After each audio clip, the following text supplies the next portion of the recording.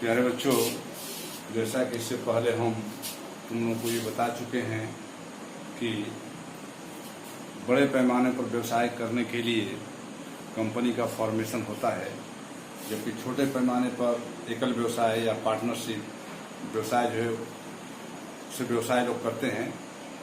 मगर बड़े पैमाने पर व्यवसाय करने के लिए कंपनी का फॉर्मेशन होता है। कंपनी की फॉर्मेशन की जहाँ तक बात होती है, इसमें कुछ ऐसे लोग होते हैं जिनकी दिमाग की उपज होती है कि बड़े पैमाने पर व्यवसाय करने के लिए कुछ किया जाए।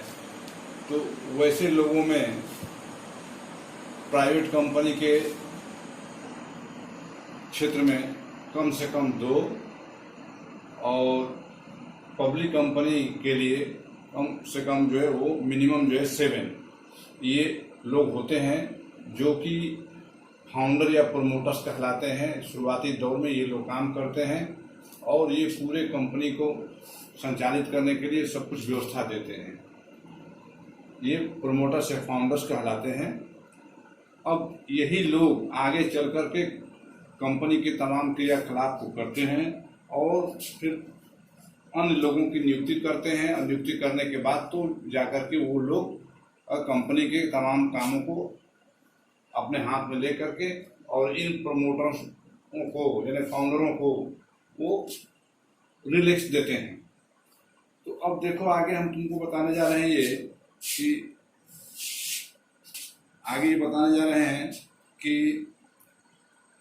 जिसमें जहाँ तक प्राइवेट कंपनी के क्षेत्र में, प्राइवेट कंपनी या पब्लिक कंपनी जो भी हो, बहुत सारे डॉक्यूमेंट जो है वो रजिस्ट्रार के पास जो है सबमिट करना होता है। हर स्टेट में एक रजिस्ट्रार होता है जहाँ पर कि उसकी रजिस्ट्रेशन होती है और वो डॉक्यूमेंट पेश होने के बाद रजिस्ट्रार जो है सर्टिफिकेट देता है। प्राइवेट कंपनी के लिए सर्टिफिकेट ऑफ इनकॉर्पोरेशन और पब्लिक कंपनी के लिए सर्टिफिकेट ऑफ कमेंसमेंट बिजनेस देता है। तो ये कंपनियां अपना व्यवसाय प्रारंभ करती हैं। व्यवसाय प्रारंभ करने से पहले रजिस्ट्रार जो है वो बहुत सारे डॉक्यूमेंट्स देखता है। वो जिसमें पहला जो है आपका मेमोरेंडम ऑफ एसोसिएशन है, जिसमें कंपनी का एक तरीके से कह लीजिए कि जन्म कुंडली है। इसमें बहुत सारी बातें लिखी होती हैं, तमाम बिजनेस नेचर और सब चीज़ें। आर्टिकल्स ऑफ एसोसिएशन, इसमें कंपनी के नियम कानून लिखे रहते हैं। कंपनी के प्रथम संचालकों के नाम की सूची, तो प्रथम संचालकों के नाम की सूची भी वो रजिस्ट्रार इनसे लेता है।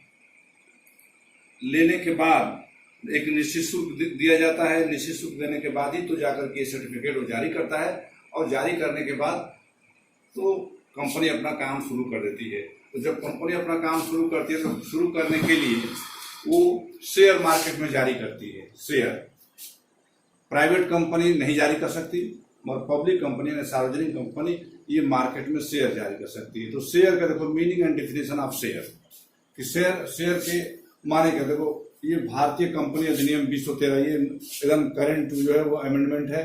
13 की धारा 2 सबसेक्शन 84 के अनुसार अंश से तात्पर्य कंपनी की पूंजी में रहने वाले अंशों से है और इसमें अस्कंद भी सम्मिलित है।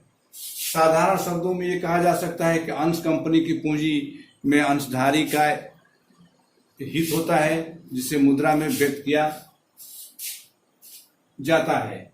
इसके साथ कुछ अधिकार एवं दायित्व जुड़े रहते हैं।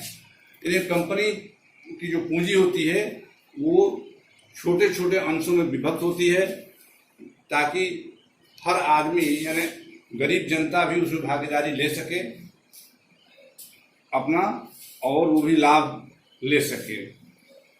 तो ये तो हुआ अंशों के बारे में। कंपनी की पूंजी अंशों में विभक्त होती है, छोटे छोटे अंशों में विभक्त होती है, जिससे कि आम जनता की भागीदारी हो सके उसमें और आम जनता भी कंपनी में लाभ कमा ले सके। अब आगे बता रहे हैं meaning and definition of stock. अस्कंद का अर्थ परिभाषा, किसी भी कंपनी के पूर्ण चुकता अंशों के सम्मिश्रण से एकत्रित राशि को अस्कंद कहते हैं। कंपनी के पूर्ण चुकता अंशों को स्कंध में परिवर्तित किया जा सकता है यदि कंपनी में अंतर्नियमों में ऐसा करने का प्रावधान हो तथा कंपनी साधारण सभा में इसके लिए सदस्यों की स्वीकृति प्रस्ताव पारित करके प्राप्त कर ली गई हो। इस प्रकार प्रत्येक स्कंध अंश होता है किंतु प्रत्येक अंश स्कंध नहीं होता। इसके बारे में बता रहे थे तुमको कि ये स्कंध और ये हमारा स्कंध और ये हमारा जो स्टॉक और शेयर में डिफरेंस हमको तुम बता रहे थे कि स्टॉक और शेयर में डिफरेंस क्या है। थोड़ा सा तो हम बता रहे हैं कि देखो शेयर जो है अंश हमारा, यानी ये हमारा शेयर है, ये meaning and definition of share, ये हमारा मीनिंग डिफिनेशन ऑफ स्टॉक। ये शेयर का एक अंकित मूल्य होता है, शेयर का जो है अंकित मूल्य होता है, जबकि स्टॉक का अंकित मूल्य नहीं होता। इसके बाद अंश पूर्णतः चुकता होना आवश्यक नहीं है, जबकि स्कंध पूर्णतः चुकता होना आवश्यक है। शेयर का हस्तांतरण किया जा सकता है और स्टॉक का हस्तांतरण नहीं किया जा सकता। प्रत्येक अंश की एक नियत संख्या होती है, जबकि इसमें कोई नियत संख्या की ही नहीं है, नियत संख्या ही नहीं है। अंश सदैव पंजीकृत होते हैं, स्कंध के लिए पंजीकृत का होना कोई आवश्यक नहीं है। अंशों का निर्गमन कंपनी के सम्मेलन के बाद होता है। स्कंध का निर्गमन चुकता अंशों के मिश्रण से ही संभव है। एक वर्ष के सभी अंश का अंकित मूल्य समान होता है। इसका विभिन्न टुकड़ों, जबकि स्टॉक में विभिन्न टुकड़ों में विभाजित होने के कारण अंकित मूल्य भी भिन्न भिन्न हो सकता है, यानी टुकड़ों विभाजित है जिसका भिन्न भिन्न मूल्य हो सकता है। हमने बता दिया कि शेयर क्या है, स्टॉक क्या है, दोनों में डिफरेंस क्या है। अब अंशों के प्रकार हम बता रहे हैं कि जब मार्केट में कंपनी शेयर जारी करती है अपनी पूंजी इकट्ठा करने के लिए, तो सबसे पहले जो है वो कोशिश ये रखती है कि इक्विटी शेयर से हमारी पूंजी इकट्ठा हो जाए समतांश जारी करके। मगर समतांश से अगर पूंजी इकट्ठा नहीं हो पाता, यानी व्यवसाय चलाने के लिए जितनी पूंजी की आवश्यकता होती है उतनी पूंजी नहीं मिल पाती, तो कंपनी जो है पूर्वाधिकार अंश यानी प्रेफरेंस शेयर मार्केट में जारी कर सकती है। एक्चुअली कंपनी के जो मालिक होते हैं, इक्विटी शेयर होल्डर होते हैं, ये रिस्क लेते हैं बिजनेस में और ये मैक्सिमम प्रॉफिट या लॉस जो भी होता है ये लोग बियर करते हैं। जबकि प्रेफरेंस शेयर होल्डर धारी इन लोगों को जो है डिविडेंड दिया जाता है। ये डिविडेंड जो है जैसा उनके यहाँ प्रस्ताव में पारित होता है कि ईयरली या हाफ ईयरली या क्वार्टरली दिया जाएगा, तो उनको डिविडेंड दिया जाता है। तो हमने बता दें इक्विटी शेयर समतांशधारी वो अंशधारी हैं जो कंपनी के एक ओरिजिनल मालिक होते हैं और ये तमाम रिस्क लेते हैं और इन जो भी अगर व्यवसाय में अगर लाभ हो रहा है तो लाभ भी लेंगे, डिविडेंड भी लेंगे, कम हो रहा है तो कम लेंगे और जब ज्यादा होगा तो ज्यादा लेंगे। अगर ये लॉस हो रहा है तो उसको लॉस को बियर करेंगे। जबकि प्रेफरेंस शेयर होल्डरधारी ये लॉस को बियर नहीं करते। ये जो एक तरीके से ये अपना जो पैसा देते हैं एक फिक्स इनका जो परसेंटेज होता है कि हम कितना लाभ इसमें से आपसे लेंगे, डिविडेंड लेंगे। कंपनी अपने लाभ में से एक निश्चित रकम डिविडेंड के रूप में प्रेफरेंस शेयर होल्डरधारियों को देती है। अब प्रेफरेंस शेयर कितने प्रकार के होते हैं इनके बारे में बता दे रहे तुमको कि प्रेफरेंस शेयर जो है कितने प्रकार के होते हैं। प्रेफरेंस शेयर में हमारा जो है वो पहला है कम्युलेटिव प्रेफरेंस शेयर यानी संचयी पूर्वाधिकार अंश। इसमें हमारा संचयी पूर्वाधिकार अंश है, असंचयी पूर्वाधिकार अंश है, परिवर्तनशील पूर्वाधिकार अंश है, अपरिवर्तनशील पूर्वाधिकार अंश है, भाग युक्त पूर्वाधिकार अंश है, अभाग युक्त पूर्वाधिकार अंश है, शुद्ध या विमोचनशील पूर्वाधिकार अंश है, अशुद्ध या विमोचनशील पूर्वाधिकार अंश। लास्ट है 9 नंबर प्रत्यभूति पूर्वाधिकार अंश। इतने प्रकार के जो हमारे पूर्वाधिकार अंश हैं, यानी पूर्वाधिकार अंशों के अगर प्रकार या भेद कहा जाए तो ये 9 प्रकार के हैं। प्रेफरेंस शेयर पूर्वाधिकार अंश ये 9 प्रकार के हैं, जबकि इक्विटी शेयर में कोई प्रकार नहीं है। अब देखो इसमें पहला इसमें है जिसको बोलते हैं संचयी पूर्वाधिकार अंश, कम्युलेटिव प्रेफरेंस शेयर।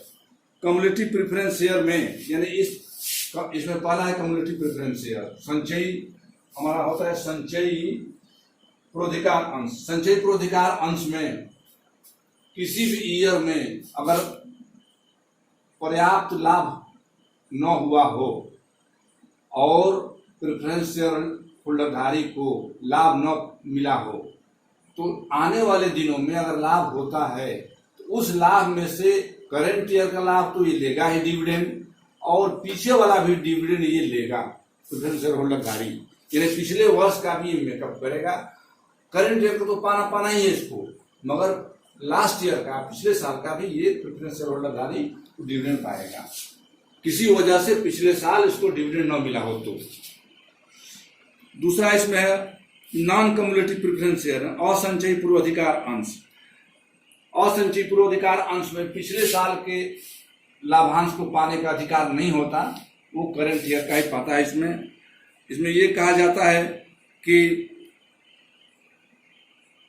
स्वामियों को आगामी वर्षों के लाभों में से गत वर्षों के लाभ की बकाया राशि प्राप्त करने का अधिकार नहीं दिया जाता, यानी नहीं दिया जाता है। 2 नंबर। 3 नंबर हमारा है इसमें आगे परिवर्तनशील पूर्वाधिकार अंश, कन्वर्टेबल प्रेफरेंस शेयर, यानी 3 नंबर से है कन्वर्टेबल प्रेफरेंस शेयर, यानी प्रेफरेंस शेयर होल्डरधारियों को ये राइट दिया गया है कि अपने प्रेफरेंस शेयर को अगर चाहते हैं तो इक्विटी शेयर में ये बदल सकते हैं, यानी समता अंश में बदल सकते हैं।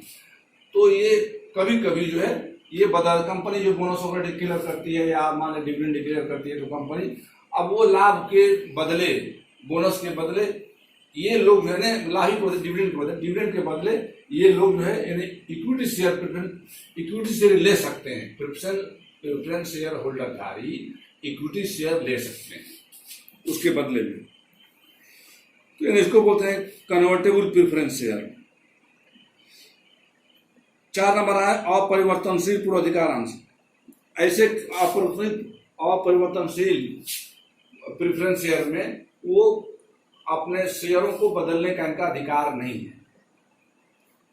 5 नंबर है भागयुक्त पूर्वाधिकार अंश।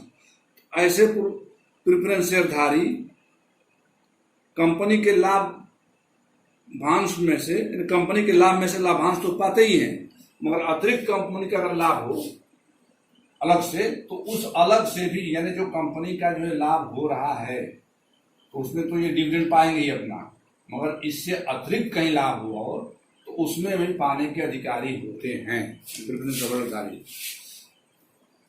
अभागयुक्त, इसमें जो है अतिरिक्त लाभ पाने के, यानी हमारा जो है 6 नंबर है अतिरिक्त लाभ पाने के अधिकारी नहीं होते, इसमें बोलते हैं अभागयुक्त पूर्वाधिकार अंश। शोध या विमोचनशील पूर्वाधिकार अंश, यानी ऐसे पूर्वाधिकार अंश जिनका जो है अंत नियमों के अनुसार भुगतान किया जा सकता है, यानी भुगतान किया जा सकता है एक निश्चित समय के बाद, तो इसको हम बोलते हैं शुद्ध पूर्वाधिकार अंश। और अशुद्ध पूर्वाधिकार अंश एक निश्चित समय के बाद इनका भुगतान नहीं किया जा सकता, तो अशुद्ध जो है इनकी धन नहीं लौटाई जा सकती, तो अशुद्ध पूर्वाधिकार अंश इन्हें कहते हैं। लास्ट है 9 नंबर प्रत्याभूति या पूर्वाधिकार अंश। ये प्रेफरेंस शेयरधारी निर्धारित दर से लाभांश प्रदान करने की गारंटी मिलती है इनको, चाहे कंपनी को पर्याप्त लाभ हो या न हो, मगर इन अंशधारियों को जो कि प्रत्याभूति पूर्वाधिकार अंश है उनके पास, तो ये लोग एक निश्चित दर से जो है लाभांश पाने के अधिकारी होते हैं, कंपनी को लाभ हो या न हो। इस तरह से हमने ये बता दिया preference share, equity share, preference share के प्रकार। अब आगे हम तुम लोगों को कंपनी के अंश, पूंजी एवं प्रकार बताएंगे।